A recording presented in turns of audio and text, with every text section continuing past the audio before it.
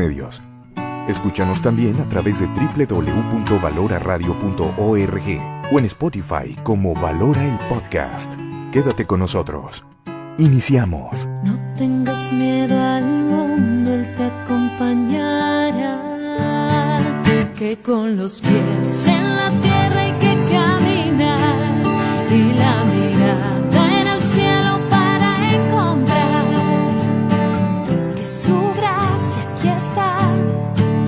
Valora Radio.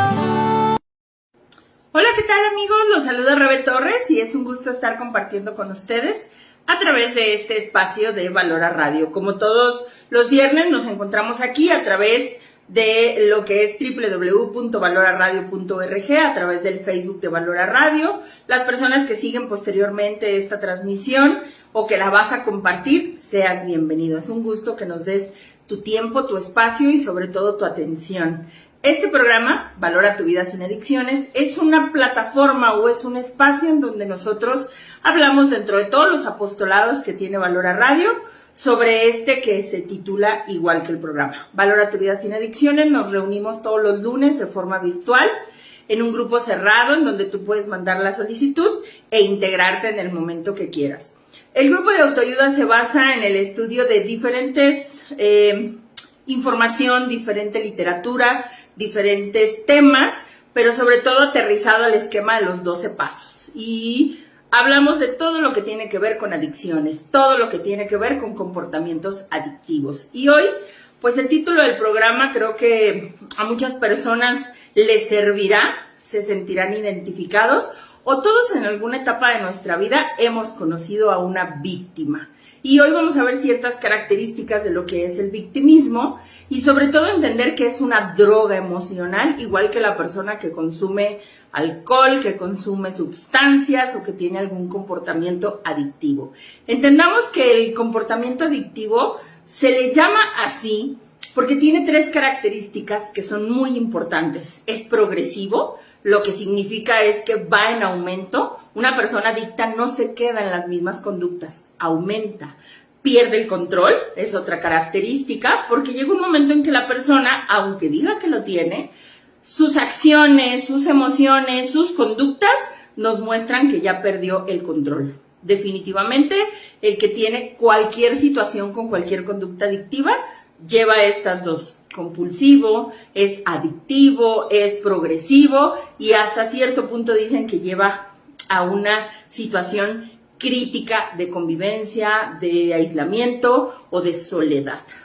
Todos los adictos en algún punto quedan solos. Todas las personas que tienen un comportamiento adictivo, el entorno no quiere convivir con ellos. Y hoy vamos a hablar sobre todo de la cuestión del victimismo. Entendamos algo.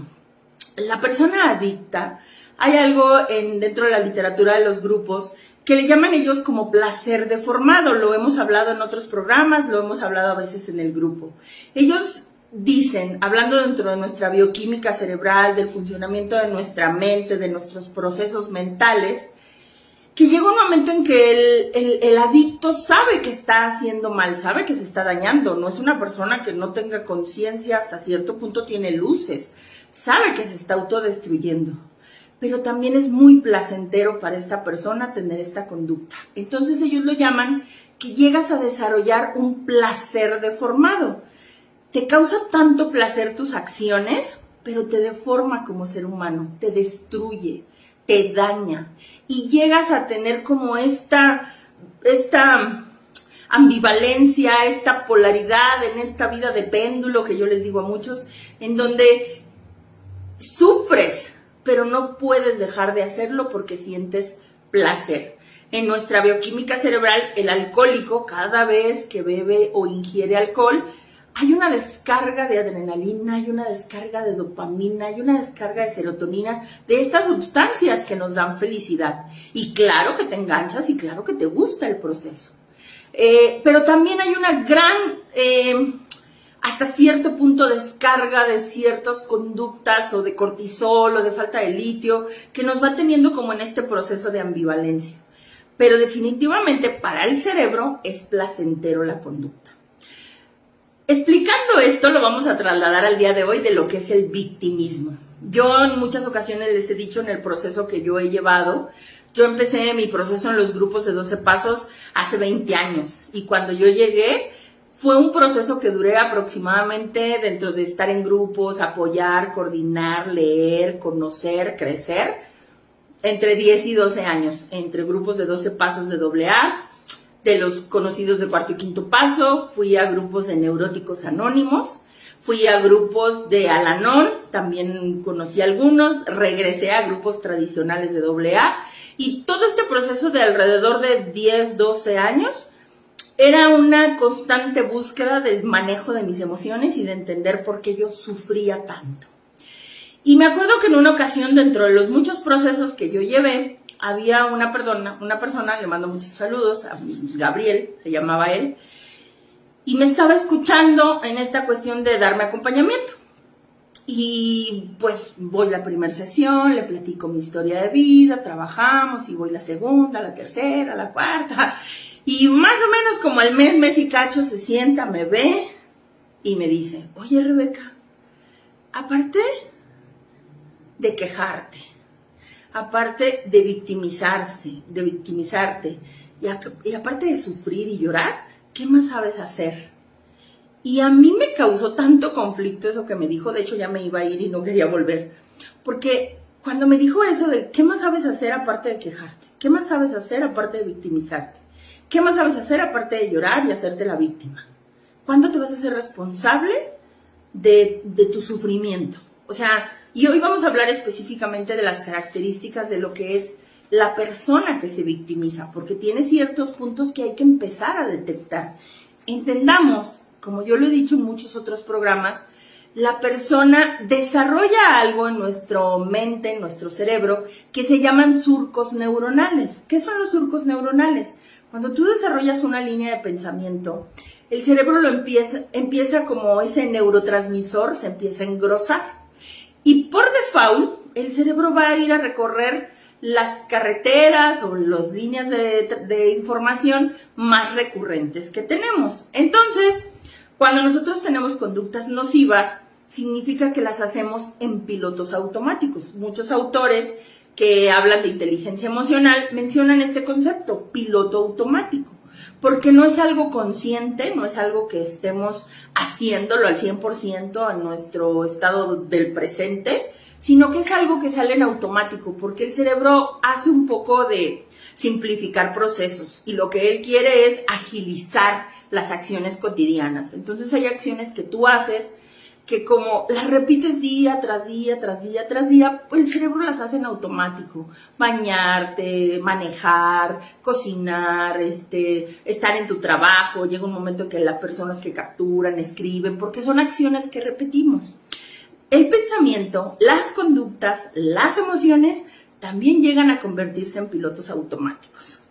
Y a veces son por default, a veces son conscientes, a veces es un estilo de vida, porque tenemos mucho tiempo actuando de la misma forma.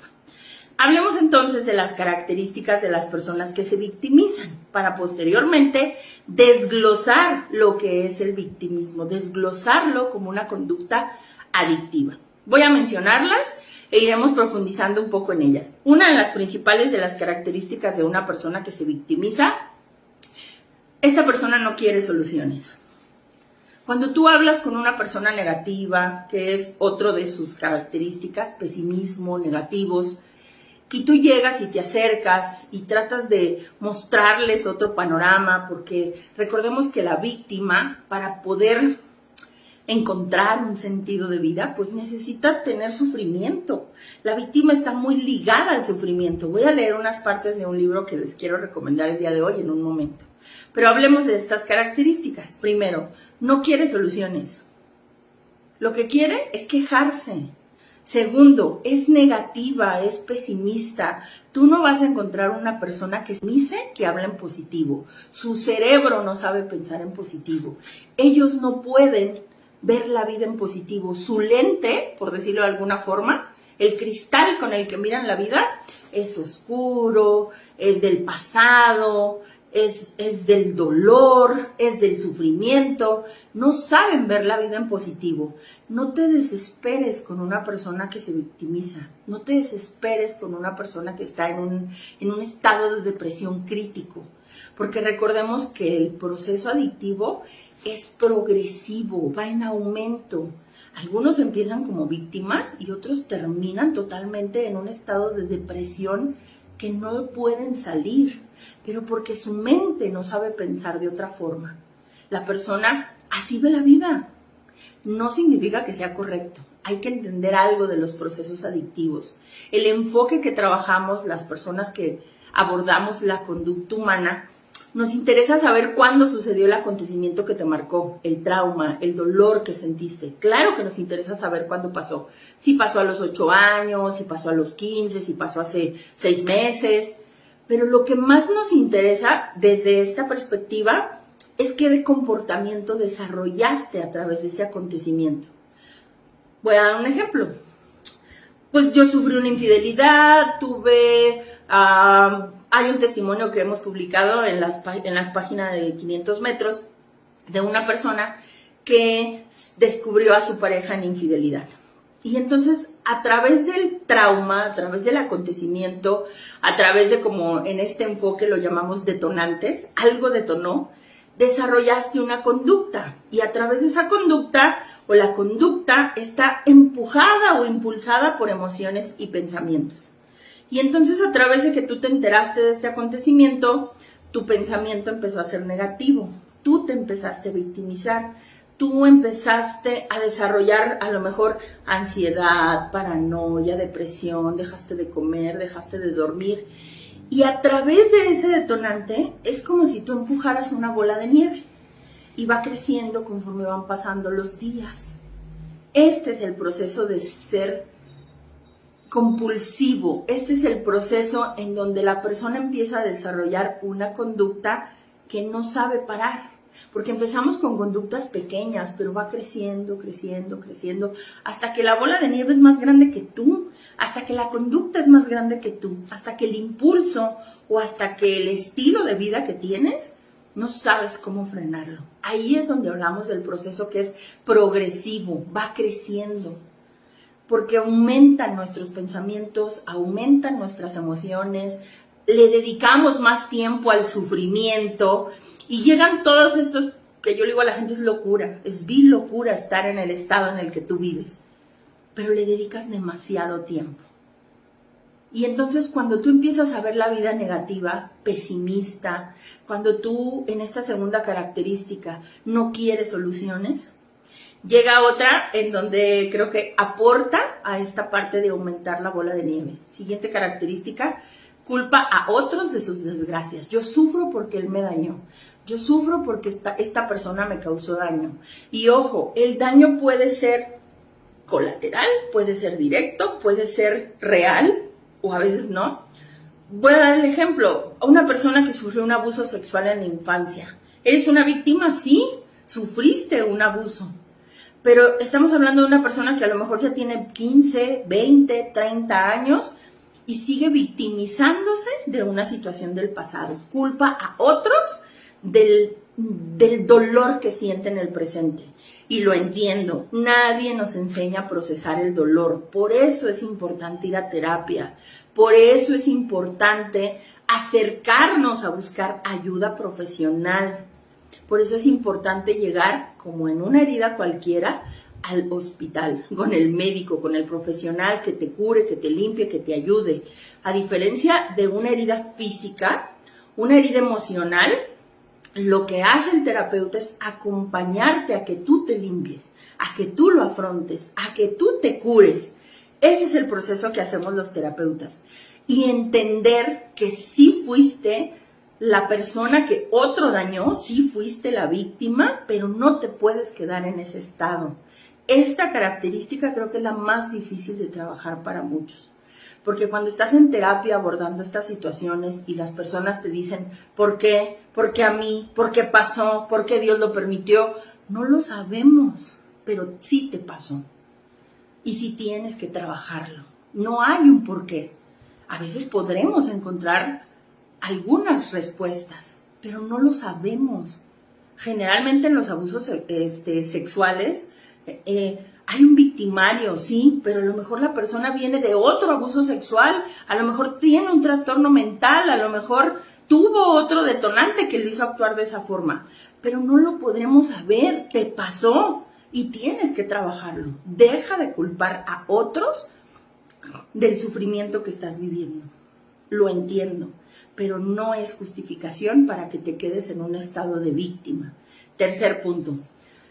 Las personas que se victimizan llegan a un momento en el que se quejan constantemente y esto va muy ligado a la negatividad, al no querer soluciones. Todos nosotros en alguna etapa hemos estado cerca de una víctima y una persona que todo está mal, de todo se quejan, todos hacen las cosas incorrectas, tienen solución para todos, tienen crítica para todos. Y es cansado convivir con una persona que constantemente se está quejando. Creo que hasta como que nos quitan energía, ¿no? O sea, no queremos estar cerca de las personas. Por eso lo digo que en los procesos adictivos el adicto se queda solo. Nadie quiere estar cerca de alguien que le cause como este vibrato emocional, como esta sensación. Siguiente, que se quejan constantemente. Creo que nos quedan 2 puntos y creo que son los que más se tienen que trabajar en un proceso de terapia. 3, no asume su responsabilidad, porque obviamente como culpa a otros de su dolor, pues no logra verse a sí mismo. Sí, la persona te dañó, sí te hirieron, pero ¿tú qué has hecho para levantarte donde estás? ¿Tú qué has hecho para limpiarte la herida? No te haces responsable de tu dolor, todavía se lo dejas al otro, le das el poder al otro que te haga sufrir, pero ¿tu responsabilidad dónde está? ¿En qué momento te piensan levantar? Que fue a mí lo que me choqueó cuando me lo dijeron. Bueno, Rebeca, aparte de quejarte, conmiserarte y sufrir, ¿qué más sabes hacer? Y yo me acuerdo que me quedé así y dije, nada. O sea, no sé hacer nada porque tengo años haciendo eso. Y tengo años culpando a los demás y tengo años justificando lo que no hago por culpa de otro. Pero yo no aceptaba la responsabilidad. Tienes 10 años sufriendo por esta persona que ya no está o por esta situación que tú viviste, pero en estos 10 años, ¿tú qué has hecho? Y yo, quejarme, llorar, culparlo, por eso, pero ¿dónde está tu responsabilidad? ¿Dónde está el que tú te levantes? Y yo me costó muchísimo entenderlo, porque llegó un momento en que la víctima no se ve a sí mismo, ve el daño que le hacen los demás, y cuando se voltea a ver a sí mismo, ve la herida, pero no ve su responsabilidad. Inclusive muchas veces las víctimas son heridas por su falta de responsabilidad, porque la víctima no supo poner límites. Me refiero a una relación codependiente, me refiero a una relación con que tu hijo te falte al respeto, con que tus padres te agredan, con que estés en una relación tóxica, con que vivas con un alcohólico, con un adicto. Tú te victimizas, pero no eres responsable de poner límites, no eres una persona responsable de pararte y alejarte, te quedas ahí. Yo a veces cuando escucho personas en el acompañamiento terapéutico les digo, pero ¿por qué no pones un límite? No sé cómo, Rebeca. Y creo que ese es el proceso de la víctima. La víctima está amordazada, la víctima está amarrada, la víctima no se puede mover, pero creo que es parte de poder aprender a limpiar el cristal con el que vemos las cosas, dejar de estar en este papel de víctima y aceptar tu responsabilidad. El otro te grita porque tú lo permites. El otro te golpea porque tú lo permites. Tu hijo te falta el respeto porque tú lo permitiste. Tú no perdiste ese papel, perdiste la responsabilidad de lo que a ti te tocaba hacer. No te victimices, hazte responsable. En el momento que te empieces a ser responsable, habrá un poco de crecimiento. Buscarás la ayuda, te levantarás y te sacudirás, pero necesitamos vivir este proceso. Porque a la víctima no le gusta hacerse responsable de su dolor. Cuando tú llegas con una víctima y le dices, ¿qué es este último punto? Disfrutas llamar la atención, disfrutas el dolor que vives. No, bueno, los que suelen victimizarse se ofenden. Muchos me llegan a decir, pero ¿cómo crees que a mí me gusta sufrir? Pues ¿cómo no? Si tienes 10 años haciéndolo, si tienes 6 años con esa persona, si tienes en esta situación de la cual te quejas, y no te paras tanto tiempo. A mí me parece que lo disfrutas. Y creo que ese punto también es algo que tenemos que entender. Lo voy a explicar de otra forma. hace días yo estaba hablando con una persona que terminó una relación de mucho tiempo, una relación de pareja. Eran novios y él se fue a vivir a otro país. Entonces, pues la distancia, situaciones que ya venían arrastrando de mucho tiempo, se dio la separación. Y esta persona llegó al punto de estar 3 semanas encerrada en su cuarto, victimizándose, sufriendo, culpando al otro de que ella dio mucho en la relación, el otro no correspondió, y todo este proceso que estoy mencionando, ¿no? En el pesimismo, en la parte negativa, en que no quería soluciones, en el que ya... Y yo llegué a un punto y le dije, es que tú estás disfrutando esta parte en donde estás sufriendo, te estás victimizando, porque la realidad es que tú terminaste la relación, tú sabías que ya no tenían mucho futuro juntos, acepta tu responsabilidad. Y ella me decía, no te entiendo, Rebeca, no te entiendo porque estoy sufriendo. Y lo voy a explicar de otra forma. A mí me ha tocado atender jóvenes, próximamente voy a hacer un programa, con este comportamiento del cutting. El cutting se está dando en un periodo entre jóvenes de primaria, secundaria, 11, 12 años, y como hasta los 18, 19. Y son jóvenes que se toman navajas y se cortan en ciertas zonas del cuerpo. El joven, al hacer esta acción y cortarse, siente dolor, porque hay un dolor físico, sí se abren, sí hay una herida. Pero es este efecto que menciono de placer deformado. En ellos hay una herida física. Ellos se llegan a cortar el dorso, la espalda, la entrepierna, algunas zonas de los brazos, porque hasta eso pues buscan que no sea tan visible por esta cuestión de que los papás se den cuenta, ¿no? Pero hay una parte en que cada vez que ellos tienen una crisis, hay una situación que no pueden manejar, empiezan a desarrollar esta conducta, empiezan a generar esto del cutting, agarran su navaja y se empiezan a cortar. Y te vas haciendo como más especialista en cómo hacerlo para causarte daño, pero no tanto. Y entonces yo le explicaba a esta chava, cada vez que tú te victimizas, es como si agarraras tu cúter y te estuvieras lacerando tú misma, tu cuerpo. Y ella me decía, no es igual. Sí es igual. Tu proceso emocional y mental es igual, solo que no tienes una herida física. Pero tú estás encerrada en un cuarto, sin salir, sufriendo, y llevas 3 semanas así. Entonces necesito que te hagas consciente y aceptes tu responsabilidad. Porque su respuesta era, pero por 3 semanas no me voy a morir. Estoy triste, pero no pasa nada. No, sí pasa.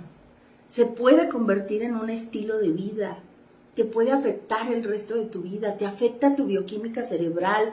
Te puedes enfermar. Estás dejando de dormir y tu cerebro y tus emociones y tu estado de ánimo no se restablece. La víctima busca victimarios exteriores, pero creo que es el que más se daña a sí mismo. Quiero leerles una parte de este libro. Sé que el título a muchos no les gusta, pero a mí es uno de los libros en todo este proceso que yo he vivido que me ha ayudado mucho. El libro se llama Dios mío, hazme viuda, por favor, de Josefina Vázquez Mota. Y hay varios capítulos, pero hay uno que así se llama Por mi culpa, por mi culpa, por mi culpa. Y habla un poco del proceso del victimizarnos. Voy a leer algunas partes. Dice así: detrás de cada víctima suele encontrarse un ser humano con miedo a enfrentar la realidad. Para existir, deben tener victimarios, porque ellos mismos, aunque se causen daño, necesitan, por estas características que les menciono, culpar a otros fuera de sí. Y entonces necesitan victimarios, necesitan chivos expiatorios, necesitan personas, y entre más tengan, mejores son sus actuaciones para poder sufrir.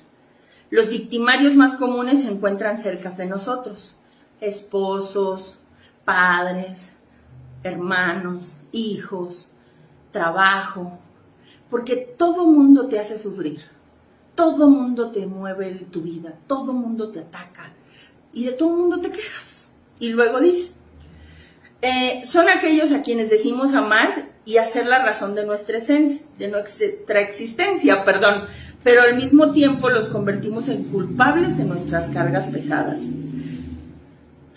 Sin nuestros victimarios, la vida perdería sentido. Sus actos heroicos de víctimas no pueden encontrar sentido. Y aquí sí voy a poner un paréntesis porque me ha tocado mucho en esta cuestión. Entiendo que tener un hijo que consuma alguna sustancia, alcoholismo, te causa sufrimiento. Pero luego hay un proceso en los padres, y más se da en las madres, porque la mujer creo que somos más emocionales, en donde se convierten en víctimas, lloran, chantajean, culpan, son las personas que más se pelean con los hijos, son las que más quieren controlar, y todo el actuar del hijo los hace sufrir. Hace poco llegó una señora y me dijo, pues Rebeca, voy a encerrar a mi hijo en un cuarto, tiene 16 años, de aquí a los 18.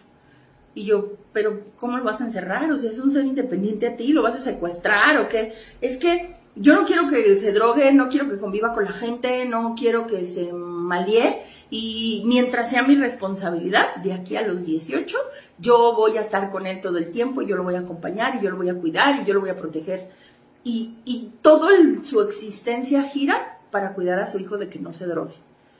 Tiene una mala relación con su esposo, obviamente, pues, no pela a su esposo, no atiende sus actividades de casa, no rinde en el trabajo, todo el tiempo está ansiosa, todo el tiempo está sufriendo para salvar a su hijo.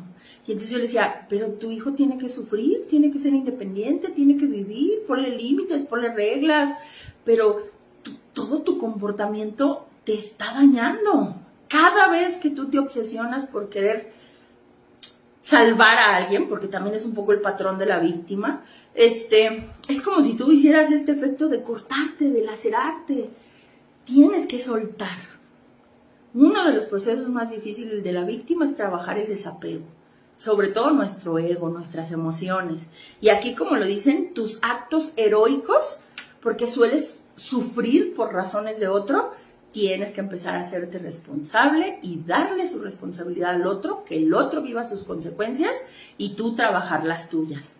Dice, las víctimas desarrollan consciente o inconscientemente armas poderosas. Recurren a la manipulación, al chantaje, a los llantos incontenibles, los reclamos, y todo lo hacen para a veces llamar la atención o para controlar. Directamente la víctima suele sufrir de una baja autoestima. Quiere tener esta sensación de llamar la atención. Quiere sentir que tiene el control. Quiere ser visible. Las personas adictas a la tristeza, al sufrimiento o a la emoción de victimizarse rechazan todo aquello que les pueda traer alegría. Tal parece que rehuyen la felicidad. Cuando no encuentran un pretexto o una situación que les entristezca, lo inventan. Y en muchas ocasiones, alegrarse parece algo malo. No suele ser algo que lo puedan disfrutar. Y creo que en esta parte lo que nosotros necesitamos entender en los procesos adictivos es que la tristeza, las emociones, la tristeza, la ira, el miedo, son adictivos. Es una droga. Victimizarse es una droga. Y así como hay adictos que están en diferentes facetas, yo creo que tú tienes que analizar en qué faceta estás. Yo les digo a muchas personas, nosotros solo solemos ver al adicto de sustancias o en el alcohol, en el tabaco, en la comida, que son visibles. Y que hasta cierto punto solo hay centros de rehabilitación y ayuda para el alcohólico o el de sustancias. Los tomas o los encierras, los metes a un lugar y los aíslas de los que le cause mal. ¿Dónde podemos meter a una persona que se victimiza? ¿Dónde metemos a un depresivo? ¿Dónde metemos a un iracundo? ¿Dónde metemos a alguien que tenga ansiedad, que tenga miedos, que tenga fobias? ¿A qué centro de rehabilitación lo vamos a llevar? ¿Cómo lo van a trabajar? Si eso se trabaja en la vida cotidiana y eso se trabaja en el conocimiento de sí mismo. La recuperación, en mi acompañamiento y en mi perspectiva, son 3 cosas. 1, hay que aprender a tolerar la frustración. La vida no va a ser como tú quieras. Y si no suceden las cosas como tú quieras y te frustras y sufres y te victimizas, aprende a tolerar la realidad. La víctima sufre porque no le gusta la realidad, la presente o lo que vivió en el pasado. Pero tienes que aprender a tolerar esta frustración, vivir en ella y trabajar en tu persona. Si no, no te vas a recuperar. No te podemos encerrar en un centro de rehabilitación. Es más, no existen, deberíamos de hacer uno. Y creo que a lo más que existen, pues aquí en Guadalajara desconozco de dónde nos estén ustedes sintonizando, pero te van a llevar a Salme, a salud mental, o te van a llevar a un hospital psiquiátrico. Y aún así, no creo que sea la mejor forma de recuperarte. Puede ayudar el medicamento, puede ayudar el aislamiento, pero estamos hablando de emociones. La persona tiene que aprender en la vida cotidiana y adaptarse a la realidad. Los 12 pasos hablan en el primer paso que tú tienes que admitir tu impotencia, que tú tienes que vivir en este proceso en donde tú te hagas consciente que no puedes controlar la realidad y no puedes controlar a nadie. Deja de victimizarte y sufrir por el exterior. Voy al punto que yo les decía hace un momento. Hazte responsable de ti. Si alguien me daña, me quito. Si alguien me causa sufrimiento, lo arreglo, porque creo que es esta segunda parte que yo creo que la recuperación te va a llevar a eso. 2, hay que reparar lo que se rompió. Y no empecemos afuera. Es muy bueno ir a reparar el daño afuera, lo dicen los pasos que nosotros practicamos en el grupo. Hay un paso específico que dice, hacemos una lista de aquellas personas a las que nosotros dañamos e iremos a reparar el daño. Ojalá que nosotros estuviéramos en la lista de los que nos dañaron y nos vinieran a pedir perdón, pero a veces no va a pasar. Y a veces tú estás victimizándote y sufriendo y deprimido y atorado en una situación de tu vida que estás esperando a lo mejor un perdón que no va a llegar. Por eso te tienes que hacer responsable y reparar el daño. Repárate tú. Y si a mí una persona me causó daño y no me pidió perdón o me agredió en mi infancia, mis padres, una situación de un abuso sexual, una persona que te rompió el corazón, un amigo que te decepcionó, Dios porque no hizo lo que tú quisiste, la vida que tiene la culpa de lo que te está pasando, aprende a repararte. Y creo que esta es la parte en donde nos llevan los pasos, sobre todo en el proceso de ir acercarnos a un Dios que te puede reparar, un Dios que te puede salvar. Hay una escena, no sé si algunos han visto la serie de Los Elegidos de Chosen. Hay una escena en donde Jesús llega y va con el que está tirado en el piso por no poder acercarse a la piscina. Hay varias escenas. A mí esa serie se me hace maravillosa y si no la han visto, creo que ya va en la 4ª temporada, échensela. Y hay una parte en donde Jesús llega y le dice, ¿quieres ser sanado? Y entonces él se empieza a quejar. Nadie me lleva a la piscina, nadie, cuando yo trato de acercarme, todos me pasan. Y él se empieza en esta parte a victimizar, se queja, sufre, culpa a los demás. De verdad, chéquenla, ¿eh? Y él se empieza a victimizar. Y entonces llega un momento en que le dice Jesús, no te pregunté eso, yo te pregunté si tú quieres ser sanado. ¿Tú quieres ser sanado? Entiendo el sufrimiento que has vivido, pero va a terminar. Bueno, para mí la escena es maravillosa, maravillosa. Y hay otra escena, que ella sale desde las primeras temporadas de María, que es de las que se encuentra a Jesús, lo sigue, y luego llega un momento en que se vuelve a alejar y vuelve con sus trastornos, si lo quieres ver así, y van y la buscan. Y entonces le dicen, Él nos mandó a buscarte. Y ella se quebra y llora y dice, no puedo ir con Él, porque ya me había curado y me volví a romper. No. De verdad, vean esa serie. Cuando tú logras ver y cómo en la escena, cuando ella vuelve a ver a Jesús y se acerca y la ropa y bueno, o sea, cuando tú te encuentres con ese Dios que repara, que te restaura, que te levanta, que te sana, no puedes ya victimizarte, no puedes tener ya situaciones para no ser feliz. Y yo creo que esto nos lleva al último paso para poder rehabilitarnos.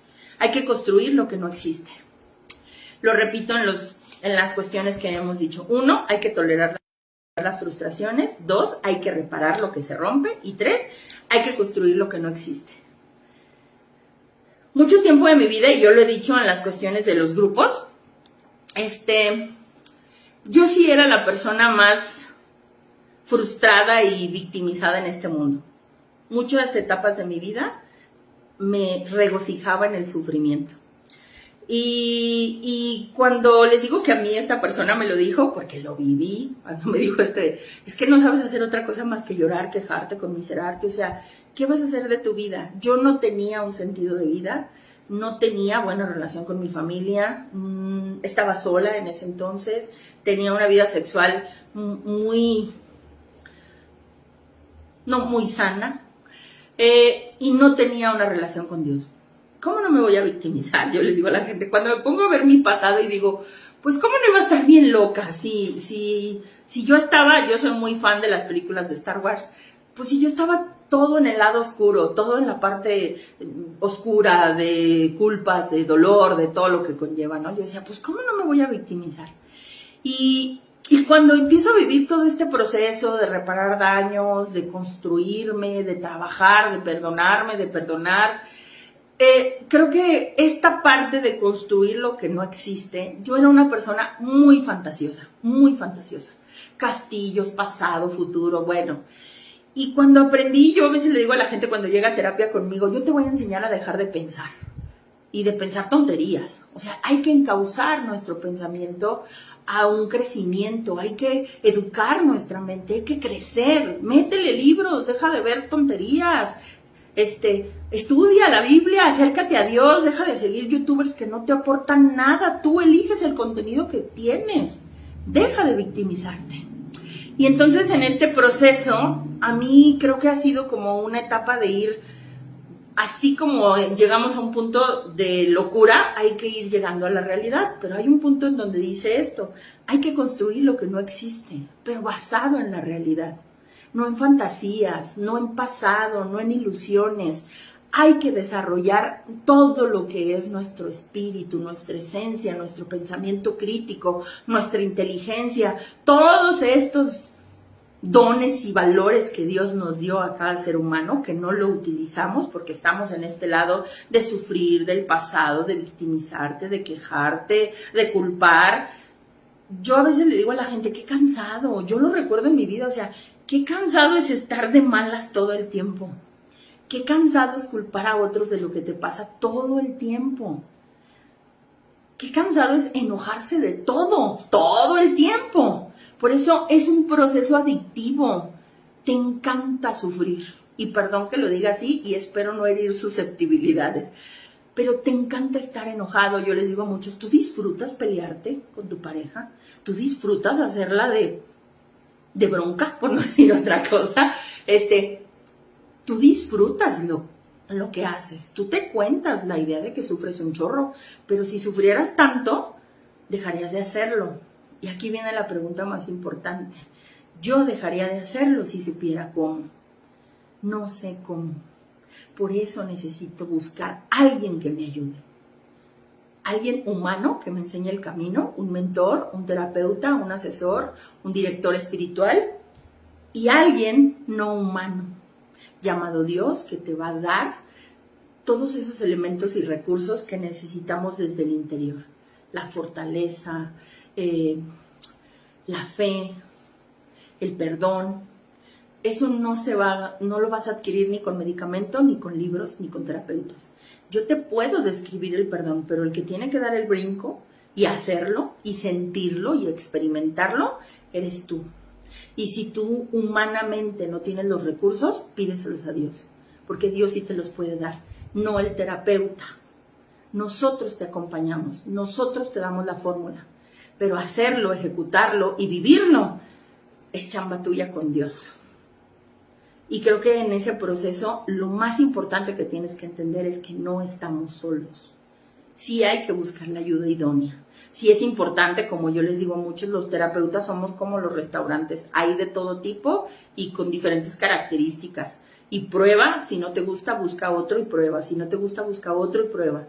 Porque es una línea bien delgada. Yo tuve terapeutas que me alejé porque apapachaban mi victimez, y no avanzaba y yo me sentía estancada porque de repente decía, pues sí sufriste, sí te pasó, no, mira, o sea, y yo de repente era como, a lo mejor por eso mi estilo es diferente, es más confrontativo, porque yo no quería que me apapacharan. Si yo, a veces llegó un punto en mi vida en que yo dije, soy una persona que me tiro al piso, decimos muchos, no, te tiras al piso para que te levantes, y yo era muy así.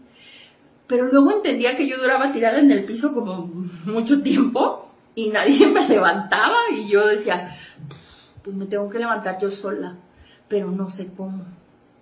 Y a veces no va a haber nadie que te levante, no va a haber nadie que te ponga atención, no va a haber nadie que esté al pendiente de tu dolor, porque cada ser humano somos independientes y cada ser humano vivimos nuestra propia locura y cada ser humano estamos en nuestros propios mundos internos. No va a haber alguien que lo haga. Y si lo hay, bendito sea Dios que hay personas que tienden la mano y ayudan y te buscan y te procuran. Inclusive creo que hay personas que están en depresiones profundas, en conductas muy nocivas y tienen ángeles, amigos, familiares que constantemente los quieren ayudar y jalar y qué bueno. Pero habrá personas que no lo vamos a tener. Habrá personas que están solas, como en su momento, y escuchando un programa como este. Y estás sufriendo. Y habrá personas que están en una situación en donde no hay nadie que te esté ayudando. Y creo que este es el punto y el más importante en mi parte. Construir lo que no está. Si tú eres una persona que carga el pasado, si tú eres una persona que no sabe soltar, no puedes construir sobre la infelicidad. Necesitamos cimientos firmes, si no se va a caer. Y creo que en esa parte hay muchísimos elementos para ser feliz y muchísimos elementos para estar bien. No los conocemos, pero gracias a estos espacios, gracias a diferentes medios de comunicación, inclusive gracias a la pandemia, los medios de comunicación o el mensaje cambiaron la forma. Estamos en un mundo bien contaminado y nosotros lo más importante es que tenemos que cuidarnos. El Papa Francisco en sus últimas audiencias ha hablado sobre este ciclo de vicios y virtudes y la primera que nosotros hemos estado estudiando en el grupo de los lunes habla sobre cómo cuidar el corazón y dice el Papa Francisco que no se puede dialogar con el mal. Cuando el mal se te acerque, ciérrale la puerta, ni lo voltees a ver. Yo le digo a la gente, es que tú dialogas con tu locura, tú te regocijas, es más, tú hasta le dices, pásate, vamos a pasar una semana juntos, el dolor y yo aquí. Inclusive hay personas que les digo, no, es más, no te gusta ni convivir, tú disfrutas aislarte, encerrarte y darte, o sea, leer cartas, ver fotos, recordar el pasado y poner canciones. O sea, yo conozco gente que tiene como hasta sus rituales de sufrimiento, ¿no? Tipo de música. Tenía una chava que me decía, es que yo sé que pongo esa canción y lloro durante todo un día y me pone muy de mal. Y yo, ¿y por qué la pones? Pues la necesito. Ese es un proceso adictivo. O sea, no puedes vivir sin eso. Dependes de eso para estar bien. Y bien entre comillas, porque como lo digo, es un placer deformado. Observa tus rituales de sufrimiento, porque a veces son tan inconscientes, mismo tipo de personas, mismos lugares, misma música, mismos pensamientos, mismas conductas, que yo es lo que me cuestioné en algún punto y le digo a la gente que llega a acompañamiento conmigo, o sea, pero si sufres tanto, ¿por qué lo haces? Porque no sé cómo dejar de hacerlo. Pues aquí te vamos a enseñar. Es un proceso. Yo creo que a mí lo que más me ha ayudado es la práctica de los 12 pasos. Habrá muchas otras fórmulas, las entiendo. A mí los 12 pasos me ayudaron mucho.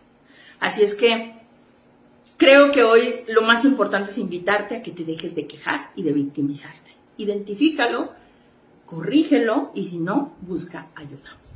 Nos escuchamos como todos los viernes aquí a través de Valora Radio, los que se quieran integrar al grupo de los lunes, ahí estaremos en contacto, los que no tengan el link pues no lo piden, se los hacemos llegar y estamos a través de la página de 500 metros.